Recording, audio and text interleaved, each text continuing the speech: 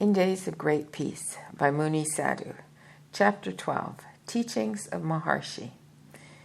It is strange that we are compelled to recognize two apparently contradictory facts.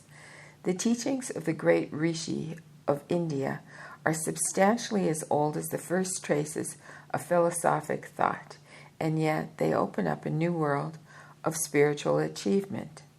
On the doors of the ancient initiation temples of Greece was an inscription, Gnothi Seaton, know thyself. Plato repeated, know yourself and you will know the world and the gods. The self-inquiry of Maharshi, the mysterious Vichara, says the same. It is the keystone of his message for the modern world. We wonder wherein lies the power of that message. If the fact has been known for thousands of years, the solution is in the answer to another question. Who gave us the teaching and when?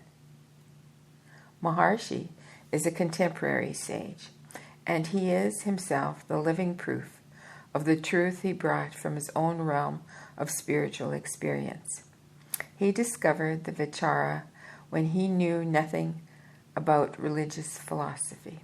As a boy of 16, merged in the transcendental state of samadhi, he reached realization of the self, the ultimate truth, without aid.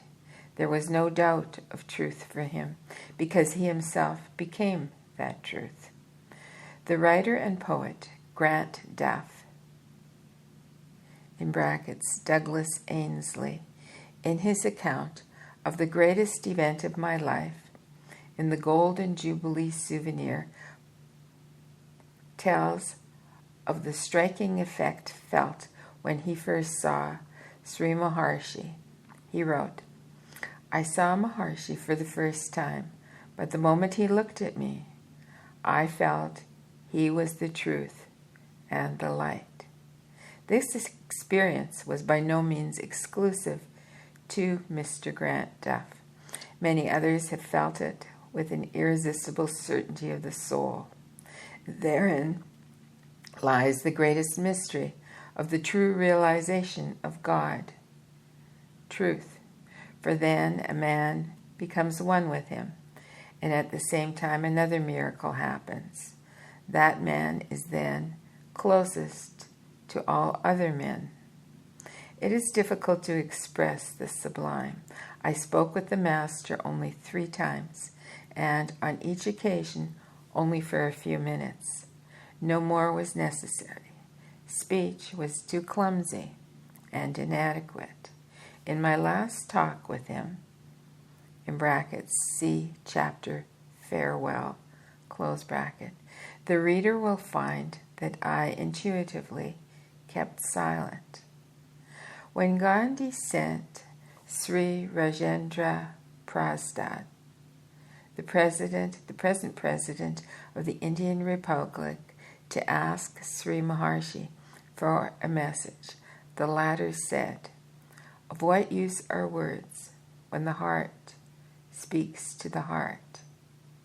And the messenger went back to his master, Mahatma Gandhi, satisfied with the answer of the great Rishi. So, the self-inquiry, who am I, was always the basis of all the teachings of Maharshi. He told us that while putting the inquiry to ourselves, we must clearly realize that our bodily senses and mind are impermanent and conditioned, and should be excluded from the realm of the real. Then that which remains, unaffected by them, will be the self. By the constant and firm use of the Vichara, we come to the silence. During his long life on this earth, Maharshi gave many commentaries on his teachings in reply to questions put to him by innumerable visitors and disciples. They are written down in several books published by the ashram. One of them, the incomparable Mahayoga, in brackets, the Great Yoga, contains all the essentials of his sayings classified in appropriate form by an eminent disciple. This book is indispensable to every earnest student of Maharshi's message. It is not my purpose here to quote from it. If you study it, you will understand the message and the greatness of Maharshi. A writer's usefulness and power to convince about spiritual matters depends on the mood and intuition with which he writes. We can express our mental conceptions, our problems and theories.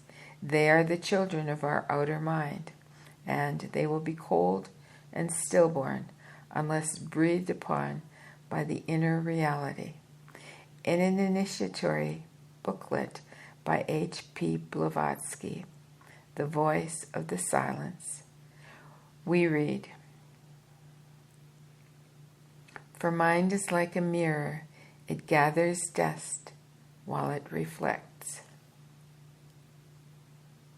And so, in a spiritual search, the role of the mind is a minor one.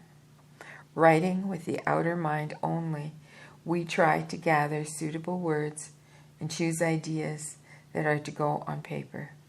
That is the mind's work.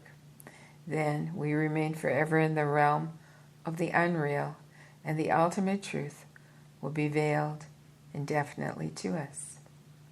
Maharshi taught us to use a different process, to refer to a higher level of consciousness, where all imperfections of the mirror are transcended. That is the realm of the true self, of the over-self. Writing from that level, we do not choose our words, our ideas. They come by intuition, already chosen, as it were. An educated Brahmin reading these lines would smile and say, "Dear Mouni, why do you not say what you mean and call it simply the Buddhic consciousness?" But this will convey nothing to a reader not conversant with Indian classical terms. The sage of Arunachala also gave us another great injunction, that we should strive now to attain in this life that level of consciousness which transcends the normal, for then we attain a consciousness which will endure forever, independent of the death of the body. This state frees us from all fears and uncertain tides. This is the pearl of great price, that treasure worth any toil to discover, that good part which shall not be taken from us. Maharshi did not occupy himself with theories. A famous saying of his is, "There is no reincarnation. There is no Ishwara," in brackets, personal God. There is nothing. You have only to be. This is the ultimate truth for those who attain the highest conception of unconditioned being.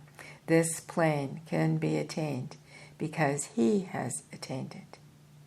I believe that the very purpose of a great being who comes for our sake to this earth is not so much to give us a new teaching, if new teachings ever exist, as to give us an example of attainment, fulfilling the teachings of the sacred books and pouring new life into them. Such is the purpose of the Mahayoga, confirmed over and over again by Maharshi himself.